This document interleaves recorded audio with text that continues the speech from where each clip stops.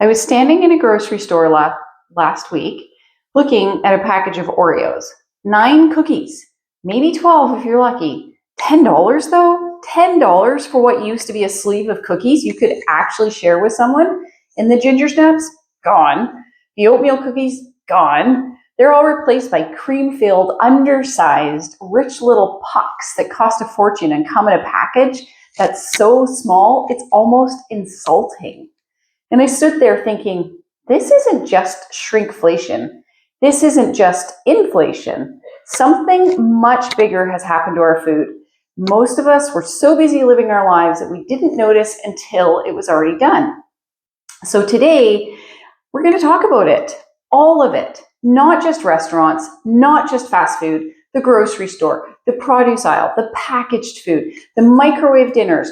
All of it changed, and nobody sat us down and explained what that meant for our bodies. I'm Debbie, a holistic nutritionist with 15 years experience, and what that means is that I look at the whole person, body, mind, and spirit. And what I've learned in 15 years is that so much of what we accept as normal, the exhaustion, joint pain, inflammation, and the brain fog, is actually fixable.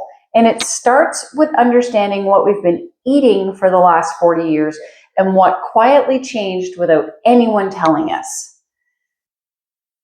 The grocery store has changed. Let's start there, because that's where most of us actually eat from. Cast your mind back to the microwave dinner of the 1980s, the Swanson TV dinner, the little aluminum tray with the compartments. Were they good for you? Nope. Were they ever good for you? Absolutely not. But flip one over and look at the ingredient list, and it was relatively short. Recognizable things, actual food that had been processed and frozen. And you look at the equivalent product today, the ingredient list literally reads like a chemistry exam. Emulsifiers, stabilizers, flavor enhancers, preservatives, modified this and hydrogenated that. The calories, they might be similar.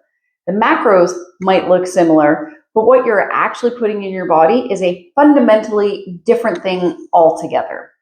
And it's not just the obvious processed stuff, it's everything. The breads, cereals, the yogurt with the fruit on the bottom that has more sugar in it than a chocolate bar. Granola bars marketed as healthy that are essentially candy. Salad dressings, pasta sauces, soup. The open jar of passata that your grandmother made, tomatoes, onions, garlic, olive oil, herbs.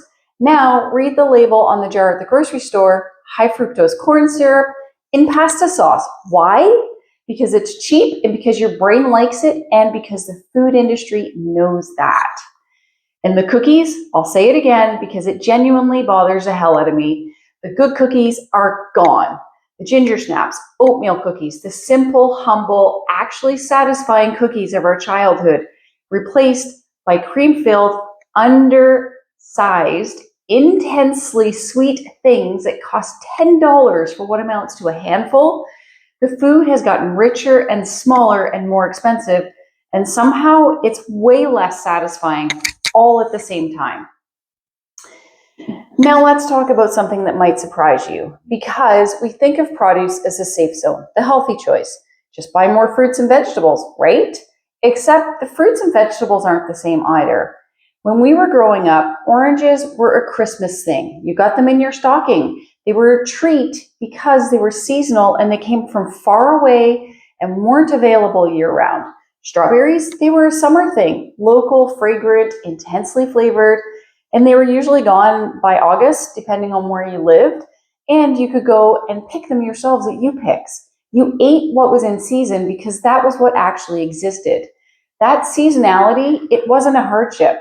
It turns out it was actually how food is supposed to work. Produce picked at peak ripeness, grown in local soil, eaten close to where it was grown. Maximum nutrition, maximum flavor. And local was cheaper than imported because it didn't have to travel. Now, flip that completely. Local strawberries, you can find them. They're like $10 for 6 strawberries. And the plastic clamshell from who knows where is $3 for a pound. And those $3 strawberries were picked completely unripe so they could survive the journey. They were shipped thousands of kilometers They were likely gassed with ethylene to simulate ripening on arrival. They look like strawberries, they're shaped like strawberries, they're red like strawberries, and they taste like almost nothing. And it's not just the strawberries that are like that either. It's not just about flavor. A strawberry picked unripe and shipped across a continent has measurably less nutrition in it than a strawberry picked ripe and eaten the same day. We are eating more produce than ever in some ways and getting less from it nutritionally. The tomato is the most obvious example. The perfect, uniform, deep red tomato at the grocery store in February that tastes like water and disappointment.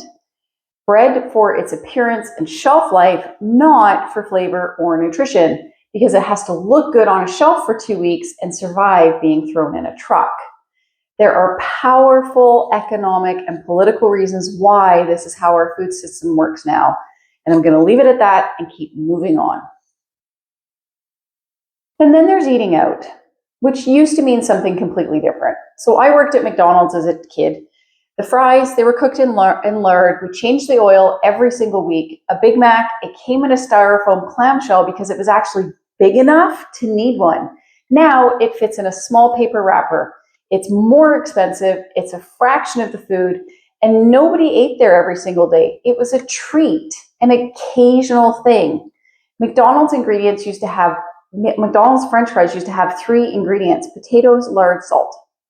Now they have 18 ingredients for a potato cooked in oil, and one of those ingredients is a form of sugar in French fries, because the food chemists have figured out that a little sugar in the coating makes them more addictive.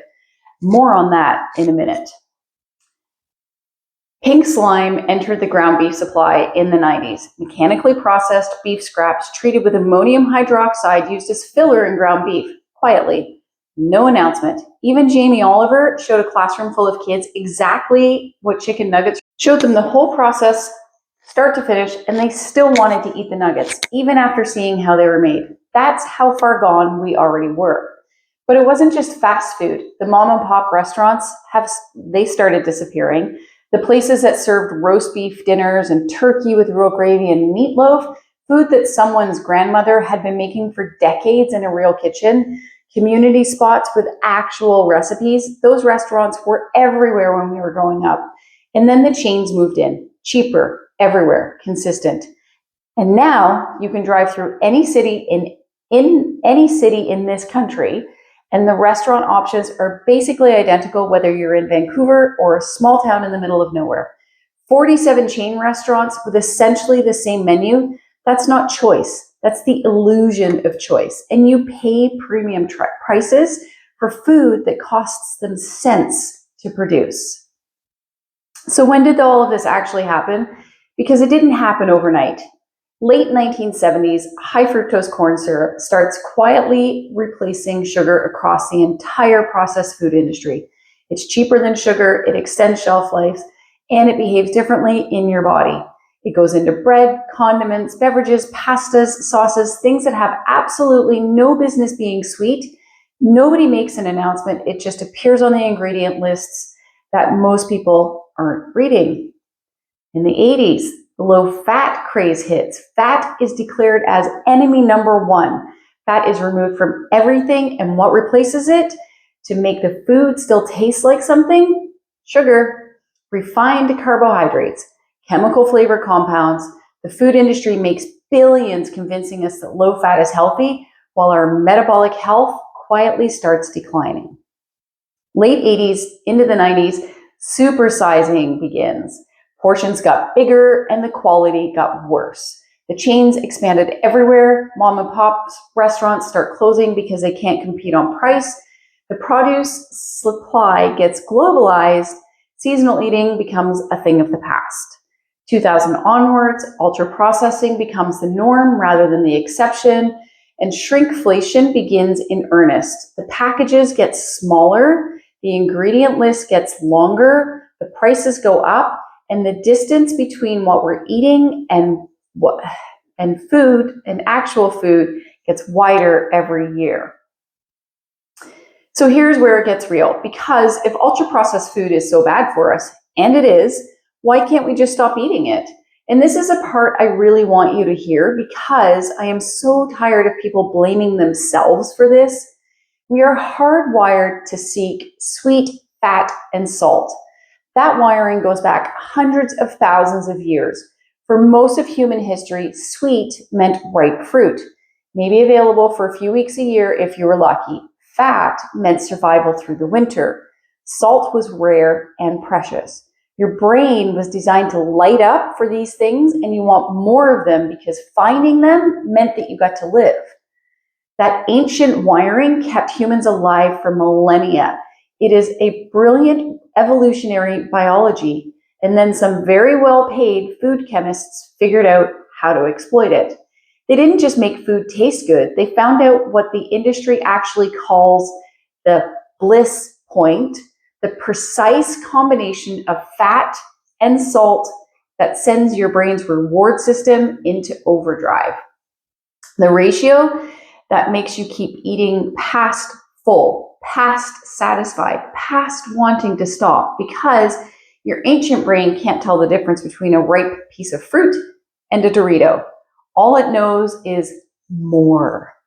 And white sugar, refined, processed, stripped of everything, is more addictive than cocaine, harder to quit, and that is not an exaggeration.